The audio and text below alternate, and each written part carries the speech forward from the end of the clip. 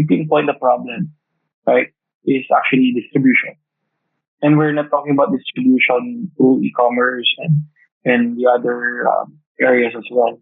We're talking about your availability and convenience that anyone can buy on your store without any human interaction as well. And that's actually how the vending machine started.